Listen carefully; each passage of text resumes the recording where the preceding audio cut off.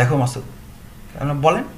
বলছে দুটা যে কোনোটা চয়েস করো, হয় এখান থেকে ফেলে দিতে পারবো এটা একটা, আর একটা হলে শুট করতে পারবো, দুটাই হবে, একটা হলো বন্দুকযুদ্ধ আর একটা হবে তুমি পালাতে গিয়ে তুমি লাভ দিয়েছো।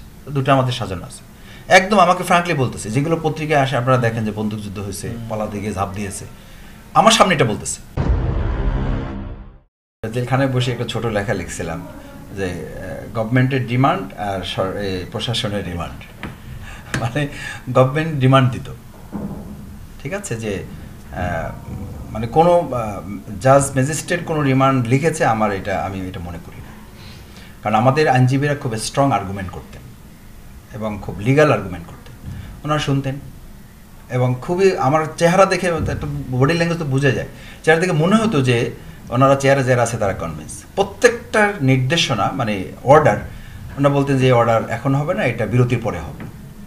তো ওরা এসে যেতেন, মানে ভিতরে কাজ কামড়া যেতেন, যখন কেউ থাকতো না ওই ফাঁকে এসে মানে একজন পরে এসে শুনাই দিত যে ওনার 10 দিনের রিমান্ড চাওয়া হয়েছে, 7 দিনের রিমান্ড মঞ্জুর করা হলো।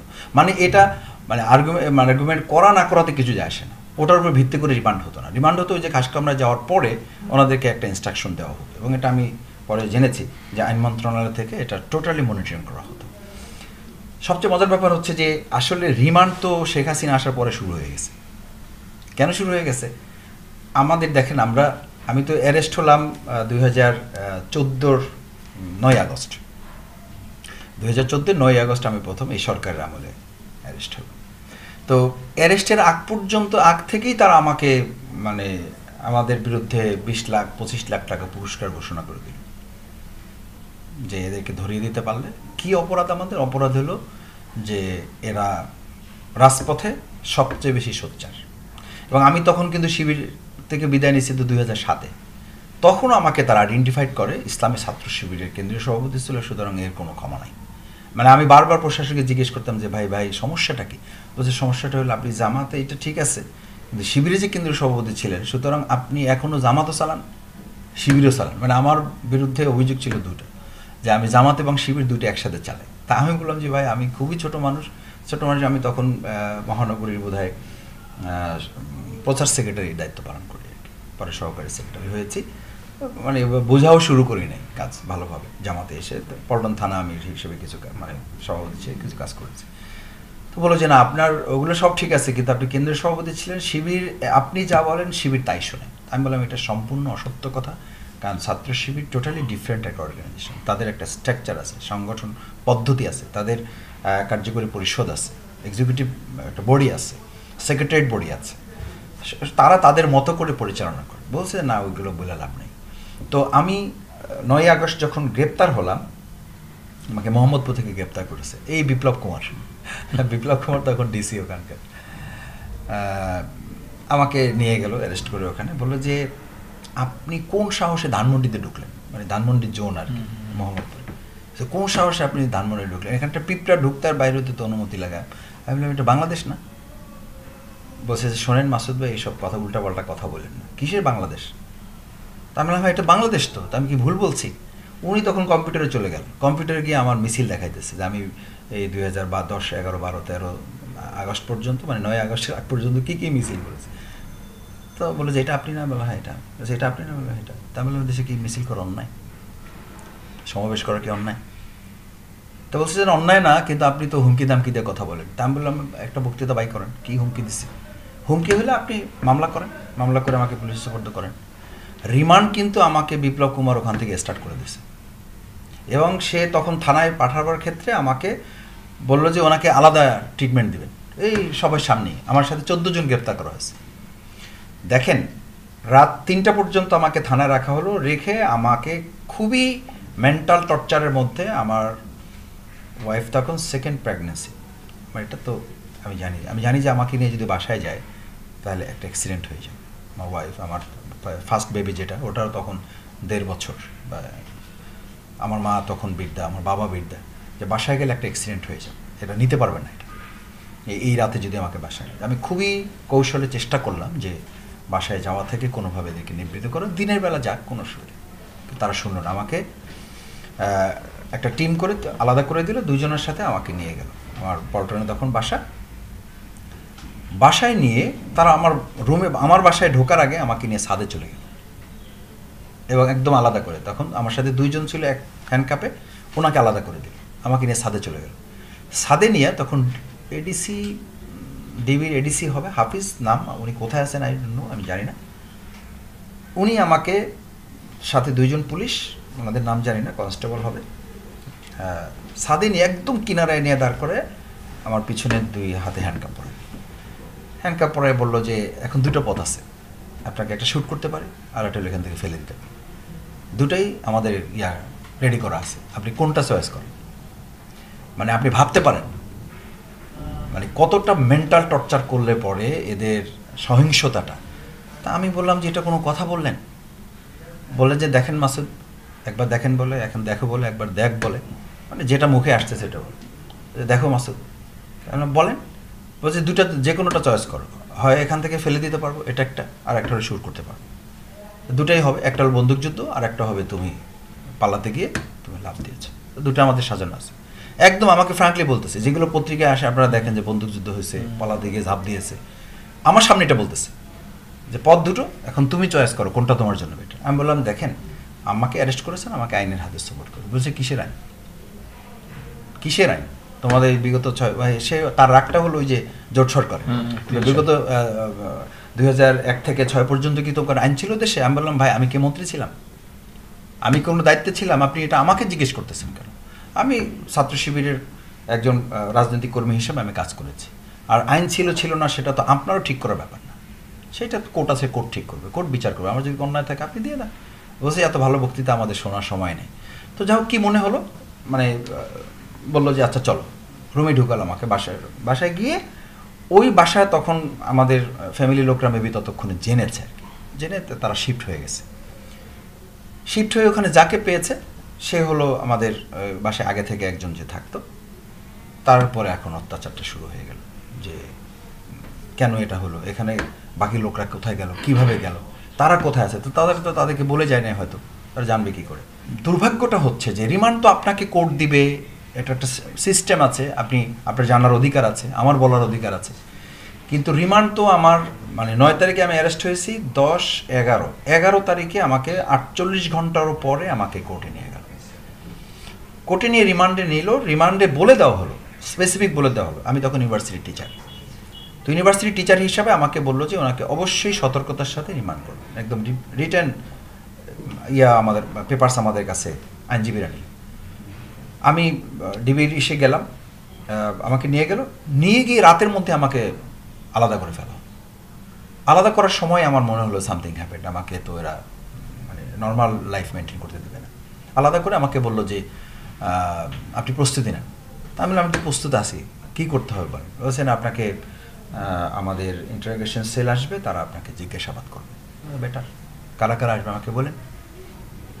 তো বের করবে, যখন বের করার সময় আমি জুতা পরতে চাইলাম, বলছে কিসের জুতা পরা লাগবে না, it is a last period, আপনার লাস্ট টাইম। তা আমরা লাস্ট টাইম হইলেও কি জুতা পরা যাবে না? জুতা পরতে দিল না। এরপরে একজনের হাতে থেকে আমরা গামছা নিয়ে আমার চোখ বাঁধলো।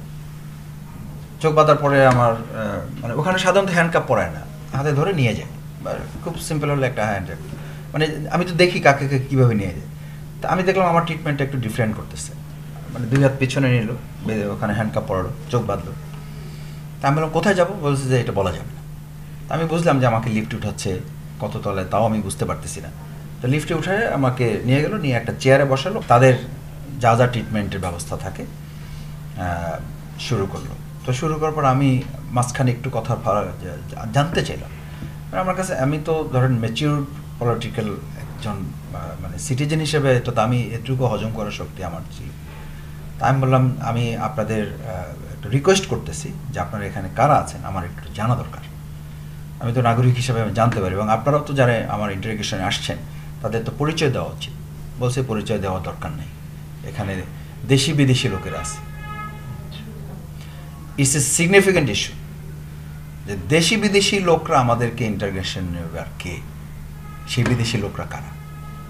এবং আমি এটা বলছি এই জন্য যে হয়তো এটা তারা বলতে চান না, কোনোভাবে মুখ থেকে বের হয়ে গেছে, আমার ধারণা এটা তাদের বলার কথা না, বলে যারা দেশি বিদেশি লোকরা আছে। আমি বললাম তাহলে তো এটা তো যথার্থ নয়। আমি ওইটুকুই পর্যন্ত বলতে পারছি যে এটা তো ঠিক না। এরপরে আমার ঠিক মনে নেই, তারা আমি তখন সেন্সলেস হয়ে গেলাম। সেন্সলেস হয়ে যাওয়ার পরে আমি পরে শুনলাম যে আমাকে তারা রাজারবাগ পুলিশ লাইনে নিয়ে গেছে। আমার ভমিটিং হয়েছিল, আমার পা বেঁধেছে আর কি, 2 পা, ওদের চেয়ারের সিস্টেম আছে। আমাকে তো প্রথম আসলে চোখ বেঁধে ফেলছে, তো ওখানে কী মেকানিজমগুলো আমাকে দেখার তো সুযোগ তারা দেয় না, আমার মেবি কাউকেই দেয় না এটা। তো চোখ বেঁধে আমি দেখতে পারিনি, কিন্তু আমি বুঝতে পেরেছি যেটা আমাকে 2 পা বেঁধে তারপরে এই পায়ের তলায় ওরা বেসিক্যালি এটা করে। তো আমি পরে ডাক্তারদের কাছ থেকে যেটা শুনলাম যে পায়ের তলায় অ্যাট্রাক্টটা মানে হচ্ছে একদম ব্রেনের সাথে এটা রিলেট করে আর কি। তো পায়ের তলায় অসম্ভব টর্চার করছে তারা। আমার পা আমি ফেলতে পারিনি, অন্তত 6 মাস পা নিচে ফেলতে পারিনি। তো পায়ের তলা আর হলো এই হাঁটুতে আপনার ওদের ওই হাতুড়ি আছে, হাতুড়িটাও দেখার সুযোগ হয়নি, মেবি মাঝারি সাইজের হবে, ওটা দিয়ে এই হাঁটুতে আর পায়ের তলা আর হলো এইটাতে হলো বিটিংটা করেছে, এই 2 জায়গাটা। তো বিটিংটা যখন তারা করেছে, ওই বিটিংটা এবং হাঁটুর যে ইয়াটা, এইটা আমাকে তখন ওরা তখন দেখছে আমি ওই এক পর্যায়ে আমি চেয়ার থেকে পড়ে গেছি, 2টা চেয়ারে শোয়াই নিয়েছিল আর কি। আমি চেয়ার থেকে পড়ে যাওয়ার পরে ওরা একটু ভয় পাইছে মেবি যে হয়তো আবার কোনো অ্যাক্সিডেন্ট হয়ে যায় কিনা। এরপরে তড়িঘড়ি করে আমাকে রাজারবাগ পুলিশ এনে দেয়। ওখানে খুব সতর্কতার সাথে নিয়ে গেছে, কিন্তু কোনো না কোনোভাবে ওই ফুটেজটা বাইরে চলে আসার পরে এরা একটু চাপে পড়ে গেছে যে এটা তো ঠিক হয়নি। আমি তখন আমার পরের দিন আমি যখন একটু সুস্থ, এরপর থেকে আমাকে আলাদা রাখা শুরু করলো, একটা আলাদা রুমে আমাকে। এর মধ্যে আবার স্যারও করে, এই যে ইউনিভার্সিটির টিচার, স্যার কী লাগবে বলেন, স্যার কী খাবেন বলেন। আমি এটা এক ধরনের অত্যাচার আর কি, মানে একদিকে আপনাকে সম্পূর্ণভাবে নির্যাতন করতেছে, আর একদিকে আবার কি সিপাহি হ্যাঁ ফার্স্ট স্যার কী লাগবে বলেন, কী খাবেন, এখন কী নিয়ে আসতে হবে। আমি চুপচাপ থাকি, আমি বলে যে আমার কিছু লাগবে না। এর মধ্যে 2-4 জন বলেও আর কি যে আপনার বক্তৃতা তো আমরা শুনি, তো আপনাকে তো আমরা বড় আলেম মনে করছি, তো আপনি তো দেখছি বড় জালেম, ভাষাটা কী বলছে, আপনার কথা শুনে তো আমরা ভালো মনে করতাম, দেখা যায় যে আপনি বড় জালেম কোথায় দেখলেন। এটা ওই অত্যাচারের পর আমি যখন 2 দিন পরে সুস্থ হলাম, আমার তো টানা প্রায় 67 দিন আমার রিমান্ড ছিল, একসাথে ছিল 34 দিন। মানে আমি ওই জেলখানায় গেলে আমাকে লোকেরা বলতো যে ভাই আবার আসবেন কবে, মানে আমি ডিবি রিমান্ডে, আর আমাকে কোনো থানায় নেয়নি। আমি এটা জিজ্ঞেস করলাম যে ভাই আমার তো সব থানায় মামলা, আপনারা এখানে রাখতেছেন, আপনার রিস্ক আছে। কী রিস্ক আছে? কাশিমপুর কারাগার থেকে আমাকে একবার ভুলক্রমে রমনা থানা নিয়ে আসছে, রমনা থানার কাছাকাছি, মানে এরা বুঝতে পারেনি অফিসাররা মেবি। তো যেহেতু রমনা থানার মামলা, রমনা থানায় ঢুকেছি। আমি ফোনে শুনতেছি আমার পাশে বসা গাড়ির পুলিশের ওসি সাথে বলছি, উনি কত বড় দুর্ধর্ষ এবং মানে কত বড় সন্ত্রাসীকে তোমরা থানায় ঢুকেছো জানা, থানা 5 মিনিটের মধ্যে উড়ে যাবে, 3 মিনিটের মধ্যে এসে নিয়ে আসো, ডিবিতে নিয়ে আসো, নাহলে তোমার থানা উড়াই দেবে লোকেরা। আমাকে ওই লোকেরা বলতেছে মাসুদ ভাই ঘটনাটা কি বলেন তো, মানে আপনাকে নিয়ে তাদের এত স্ট্রেসটা কেন? আমি বললাম যে ভাই আমিও জানি না ঠিক যে তারা কেন এত স্ট্রেস নিয়েছে। আমার এই 67 দিনের 1 দিনের রিমান্ড তারা আমাকে থানায় নেয়নি, ফুল টাইম আমাকে তারা ডিবিতে রেখেছে। তো এই যে ডিবিতে রিমান্ডগুলো হয়েছে, মানে রিমান্ড নিতে নিতে আমি একসময় বলছি আমার বক্তৃতায় যে নিতে নিতে এরা টায়ার্ড হয়ে গেছে। দেখে যখন রিমান্ড আসতাম এরা ওই টিমের লোকেরা বিরক্ত হতো, বলছে যে স্যার এই লোকটারে আর কত নিয়ে আসবেন, তো আর কিছু জানার নাই, তো সব তো আমরা পেয়ে গেছি। তা আমি তখন বলতাম যে ভাই আমিও তো তাই বলতেছি, আর কি জানবেন আপনারা, একটা লোকের কাছে 67 দিন রিমান্ড লাগে। বলছে যে মাসুদ ভাই সবই তো আপনারা বুঝেন, দেখেন তখন আবার একটু অনেকদিন হয়ে গেছে তো কিছুটা তাদের সাথে সম্পর্ক মানে ফ্রেন্ডলি হয়ে গেছে আর কি। বলছে মাসুদ ভাই এই চেয়ারে যারা বসে এরা মন্ত্রী হয়, আপনি সেই চেয়ারে বসে আছেন। তাই আমি বললাম কী করতে হবে তাহলে এখন? বলছে আপনি মন্ত্রী হবেন। আমি বললাম খুব ভালো কথা, যদি পিটাই পাটাই এদেশে মন্ত্রী হইতে হয় তো বিরাট ভালো প্রসেস বাই করছেন আপনারা, যে যে যত মাইর খাবে তত বড় মন্ত্রী হবে। বলছে হ্যাঁ এই আগে আপনারা আমাদের মানে এখন আপনাদের নির্দেশ গভর্নমেন্ট নির্দেশ দিচ্ছে আপনাদেরকে নিয়ে আসতেছে, এর আগে আপনারা নির্দেশ দিয়েছেন তাদেরকে নিয়ে সেখানে পিটানোর কাজ করছে, আবার পরবর্তীতে আপনারা নির্দেশ দিবেন পিটানোর কাজ হবে। তা আমি এই জন্য বলি যে রাজনৈতিক এই যে কালচারটা হয়েছে, এই যে তারা মানে প্রশাসনকে মাথায় ঢুকানোই হয়েছে যে এটা করার তাদের অধিকার আছে এবং এটা করার মধ্য দিয়ে তাদের প্রমোশন ডিমোশন হয়। আমাকে বললো যে আমি ওই যে বললাম না 2-4 জন ভালো মানুষও তো থাকে সবসময়, আমি এই ভাইদের প্রতি কৃতজ্ঞ যে তারা আমাকে মানসিকভাবে সাপোর্ট জুগিয়েছে। বলে যে মাসুদ একটু ধৈর্য ধরেন, ঠিক হয়ে যাবে, কিছু তো করার নেই, সবই তো বুঝে না। তা আমি বললাম যে কী করতে হবে? বললো যে দেখেন মন্ত্রণালয় থেকে আইন মন্ত্রণালয় এবং স্বরাষ্ট্র মন্ত্রণালয় যৌথভাবে আমাদেরকে নির্দেশ দেওয়া হয়েছে যে প্রথম দিন কোর্টে যখন রিমান্ডই হয় না আমার, মানে তারা কোর্টে যখন প্রডিউসই করে নাই, আমার এবং পুলিশের উপর চাপ হলো যে শফিকুল ইসলাম মাসুদ হেঁটে কোর্টে উঠলো কিভাবে, তোমরা কি করো। এইটা মানে এটা তাদের কথা বলতেছে, তারা আমাকে বলতেছে যে আপনার ব্যাপারে তাদের ক্ষুদ্র প্রতিক্রিয়া, আমাদের চাকরি চলে যাচ্ছে যে আপনি কিভাবে হেঁটে উঠলেন কোর্টে। নেক্সট নির্দেশনা হচ্ছে আপনি যেন হেঁটে কোর্টে উঠতে না পারেন, এটা আমাদেরকে, এবং এটা আমাদেরকে ভিডিওতে দেখাইতে হবে। আপনার প্রতি কি টর্চার হচ্ছে এটা তারা বিশ্বাস করতে পারতেছে না, সামথিং হ্যাপেন, তারা মনে করতেছে যে আপনার প্রতি আমাদের কোনো একটা সিম্পেথি কাজ করতেছে, যার কারণে।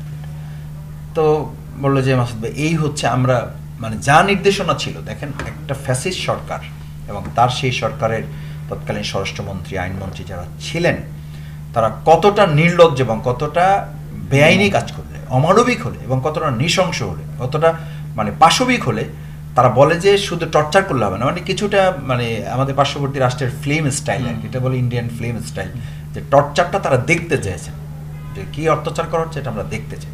এবং বলছে মাসুদ আমরা দেখাতে বাধ্য হয়েছি যে আপনার এইভাবে যখন আপনি ওই জায়গা ছিলেন আপনি তো কিছু টের পান নাই, আমরা বাধ্য এটা করেছি। তবে এটা আপনি মাথায় রেখেন যে নির্দেশনা আমাদের দেওয়া হয়েছে সেই নির্দেশনার 5% আপনার প্রতি আমরা অ্যাপ্লাই করেছি, আমরা 95% থেকে আপনাকে রেস্কিউ করেছি। আমরাও মানুষ, আমাদের একটা পরিবার আছে, এইগুলো তৎকালীন মানে শেষের দিকের কথা আর কি। তাই আমি বললাম যে 95% হলে কি হইতো, 5%ই আমি এই প্রায় 1.5 বছর আমি হুইল চেয়ারে বসে আছি। তো বললো যে কিছু করার নেই, ধৈর্য ধরে। তো এই যে দেখেন মানে রিমান্ডের তাদের এই প্রক্রিয়াগুলো কিন্তু প্রতিবারই রিমান্ড হলেই মানে ম্যাজিস্ট্রেটরা জাজরা যারা আছে অন্যরা এক সময় বলতেন যে আচ্ছা এই লোকটার কী অসুবিধা, মানে আমাকে একবার জিজ্ঞেস করলেন যে আপনারা তো মামলা কেন বলেন তো। তা আমি বললাম যে আমি নিজেও এটা নিয়ে কনফিউজড, যে মামলা আছে ঠিক আছে কিন্তু এত রিমান্ডে আপনাকে এরা মানে বারবার করতেছে, আপনি অসুস্থ দেখতেছি, রিপোর্ট আছে ডাক্তারের রিপোর্ট দিলাম, আমার ওয়াইফ ডক্টর, তখন ডাক্তারদের রিপোর্ট দেওয়া হলো, বলছে যে এগুলো কোনো ডাক্তারের দেখা দেখি কিছু নাই, ও সুস্থ আছে। আমাকে তারা ফান্ড করে বললো যে ওনাকে এখন ছেড়ে দেন, উনি এখন 3টা মিছিল করে আসতে পারবেন, উনি এগুলো জাস্ট ইয়ে করতেছে। আমি বললাম ভাই আমার পা কোমর থেকে পা পর্যন্ত তো আপনারা প্যারালাইজড করে ফেলেছেন, এবং আমাকে যখন পিজিতে নিয়ে আসলো জেলখানা থেকে, আমাকে ট্রিটমেন্টের জন্য অর্ডার করালাম, কোর্ট থেকে অর্ডার নিয়ে পিজিতে নিয়ে এসে আমাকে ঢুকাইছে, মানে আমার ভর্তি অ্যাডমিট করার জন্য আমাকে পাঠাইছে জেলখানাতে। 5 থেকে 7 মিনিট রাখার পরে কি ইঙ্গিত কোথা থেকে এসছে, বললো যে ওনাকে এখনই বের করতে হবে, এখান থেকে এখনই বের করতে হবে। একজন শুধু আমাকে কানে কানে এসে বললো যে মাসুদ ভাই আপনার তো কোমর থেকে পায়া পর্যন্ত, আপনি বেসিক্যালি আপনি যদি বেঁচেও থাকেন সেটা কোনো কাজে লাগাতে পারেন।